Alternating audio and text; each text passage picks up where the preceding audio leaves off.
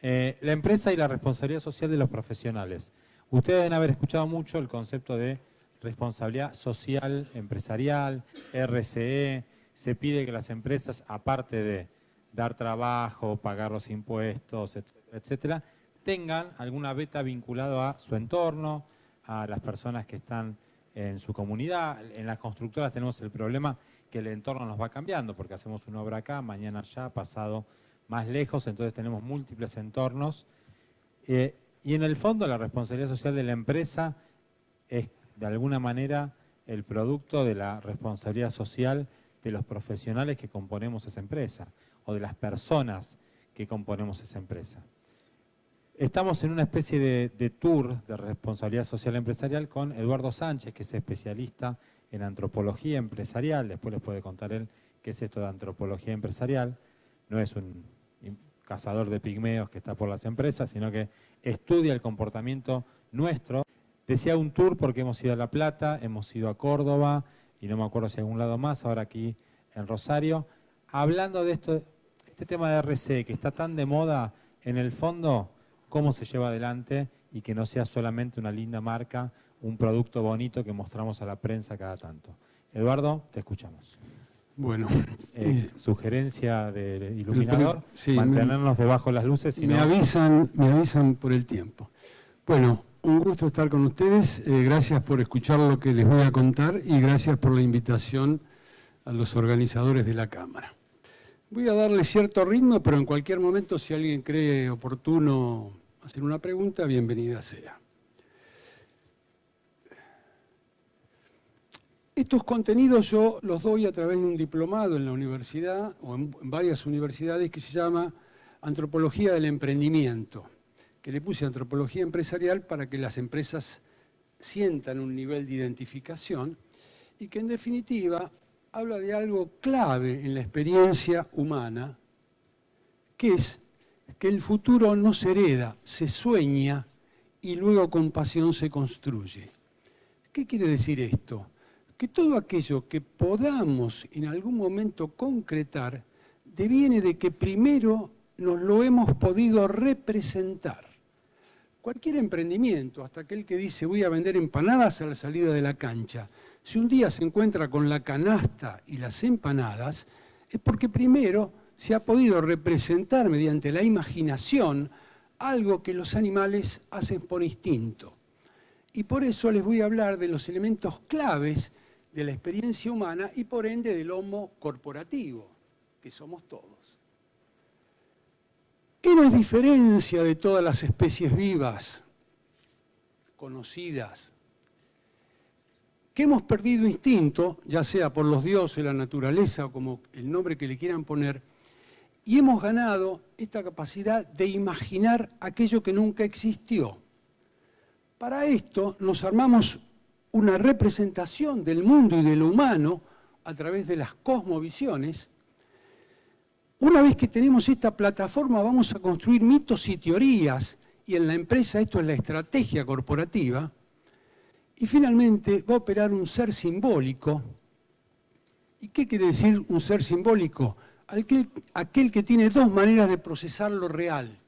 Una a través de lo lógico racional, por eso el que pintaba la caverna, que es nuestro ancestro, salía con el arco y la flecha, y si bien no tenía ciencia, tenía técnica, y la flecha iba con la punta hacia el animal, y no sabía que era una parábola, pero disparaba y cazaba, y de eso comía, pero simultáneamente el hombre tiene un pensamiento mitológico, simbólico, que es el que le permite la construcción de sentido y permite que lo físico y lo real salga a la luz.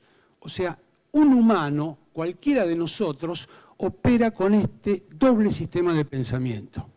Por eso aquel estudiante de ingeniería, y yo estudié ingeniería, vengo de allí, cuando aprobaba un examen con un suéter rojo, tal vez me volvía a poner el suéter rojo. Y entonces un extraterrestre diría, hoy el racional no vino. Pero es que no somos el racional. Tanto al hombre como a la empresa lo mueve o la mueve el anhelo de lo que no es. Por eso estamos en construcción. Por eso ustedes están acá y bienvenidos si hoy salen cambiados, porque si no hubieran malgastado su tiempo. ustedes o nosotros que venimos a hablar. Por eso la experiencia enriquece cuando uno modifica su percepción de lo real. Que esto fue un poco abordado en distintas charlas. Bueno, como ven, empiezo a hablar de esto y me entusiasmo, pero vamos a tratar de dar contenido. ¿Cómo se expresa este humano que estamos definiendo, que somos nosotros, verdad? Se expresa a través de historias. Por eso, toda empresa, que es una representación de sujeto, que cuenta una narrativa a los públicos y por eso la van a elegir, esto es lo que se llama la imagen corporativa. El público se va a preguntar quiénes son, qué hacen, detrás de qué sueños construyen realidad. Y a partir de esto fidelizará o no, o estará dispuesto a pagar un precio plus por ese producto que si no sería un commodity.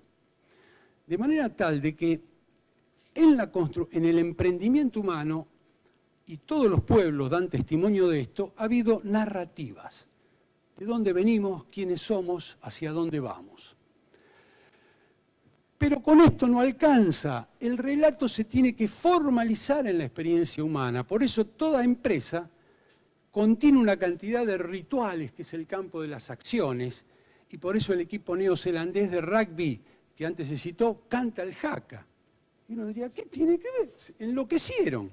No, están haciendo un ritual, que es el campo de las acciones, cuyo objetivo es buscar la sensación de seguridad y solución.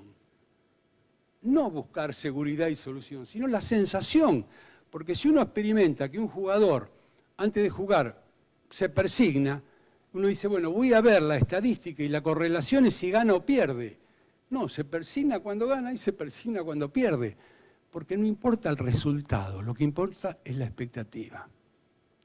Entonces decimos, no hay comunidad, no hay empresa, sin relato. Por eso mi trabajo como consultor es tratar de entender cuál es el relato dominante, cómo funcionan los sistemas de decisión y resolución de conflicto en esa comunidad. O sea, somos como el antropólogo que en vez de ir a la tribu, comunidades cerradas, aisladas, ahora va a la empresa, comunidades abiertas e interconectadas. Pero en lo esencial, el fenómeno humano no ha cambiado. No hay pueblo sin relato. Ha habido pueblo sin ciencia. Es más, la ciencia es tardío. Tendrá 500 años. Ahora, no ha habido pueblo sin relato. No ha habido pueblo sin rituales. Si uno le preguntara a esos africanos qué están haciendo, dirían bailando, pero lo que están haciendo es recordando sus orígenes. Detrás del ritual hay una historia de los orígenes. Luego tenemos los tótems, importantísimos en la construcción del mundo corporativo. Esas torres que están ahí no son cualquiera, son las torres de Kuala Lumpur. Eso narra la identidad de una comunidad. Por eso los en Malasia, en Kuala Lumpur, están orgullosos y eso domina, es un ícono que formaliza la identidad de una comunidad. Finalmente no. Están los tabúes, que ¿qué son? Las prohibiciones ocultas, si no sería una prohibición. Y finalmente están los héroes, y esto tiene que ver con lo que se habló hoy bastante de liderazgo. Desde nuestra mirada, la base de cualquier liderazgo, situacional, repartido, siempre es aquel que logra captar el anhelo de la ilusión de un grupo y formaliza la esperanza. Por eso puede ser no el que más sabe de un tema, por eso los demás pueden no entenderlo y seguirlo, y obedecerlo y no cobrar y ser beneficiados como si lo haría mi jefe, por ejemplo. Bien, estas son las características de los humanos y por ende de todo emprendimiento humano. ¿Qué es la empresa? Algo ya les definí. Y les diría que tiene una cultura propia, obviamente, y hay dos vectores que están pesando fuertemente, que son el encontrarme con la posibilidad de las crisis que siempre voy a tener y por ende voy a resolver a partir de los cambios, porque crisis es problema pero oportunidad fuertemente, y también tengo un terreno ligado a la resolución de conflictos. Si hay algo que es una utopía y que condena a no entender qué es lo que está pasando, es creer que en la empresa no va a haber conflicto. El conflicto es inherente a la vida. Si una pareja de enamorados no tiene conflicto es porque se está por separar, porque es imposible que la vida nos genere este dinamismo en las relaciones. Bueno, entonces hemos definido la empresa, rápidamente, el componente esencial de la empresa, que es el factor humano y sus relaciones, todo esto para llegar a la responsabilidad social, ¿no? O sea, un caminito. ¿Cuál es el objetivo del emprendimiento? La creación de valor. Normalmente está visto desde los que hacen la narrativa, desde las empresas, y de mi manera incorrectamente, como la creación de valor económico. A esto lo debemos ampliar. La creación de valor debe ser económico, político, social y ecológico. Y entonces sí realmente puede haber realización a través de esto. Identidad les comenté. Entonces bien, comienza el emprendimiento. Vamos a ir a una base más dura de la estrategia. Cualquier estrategia, o sea, la creación de valor, va a implicar tomar dos decisiones. Por eso se llaman decisiones estratégicas. Y algo se habló cuando uno tiene que elegir cosas. Las dos decisiones estratégicas son lo que se llama la matriz de portafolio, que es en qué mercado quiero operar y con qué productos y servicios. Y una vez que tengo eso definido, la pregunta que sigue es ¿por qué me van a elegir? Y esto es lo que se llama la estrategia competitiva. Y el elemento clave de toda estrategia competitiva es la diferenciación. Esto se va a verificar hacia adentro de la empresa a través de habilidades distintivas, tengo que hacer mejor lo que hacen otros, y hacia afuera en los fenómenos de imagen y comunicación. O sea, tengo que venderme mejor frente a otros. Muy bien, esto lo voy a pasar y les voy a contar ahora una experiencia ligada a la responsabilidad social empresaria. Esto surge a partir de un ensayo que yo presenté en Roma este año en un congreso, en donde digo que la responsabilidad social empresaria va a tener valor y cobrar sentido para la empresa, para los profesionales que trabajan en la empresa, cuando no está desacoplada de la estrategia del negocio. Quiere decir, no es que por hacer responsabilidad social yo me aparto de la estrategia, sino cuando me alineo a la estrategia.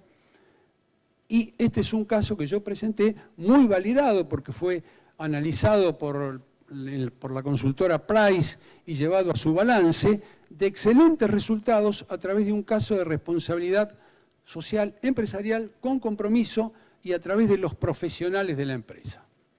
¿Hasta acá estamos? Bien. Esta empresa EDET, de Tucumán, responsable de la distribución del servicio de energía eléctrica en la provincia.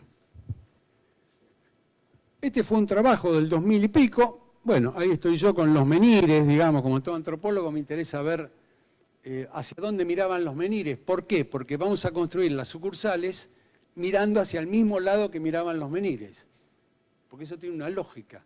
La entrada de la sucursal es de donde sale el sol, no de donde muere el sol. Y otros elementos antropológicos que trabajamos en la consultoría. Pero esto no viene al caso a lo que yo voy.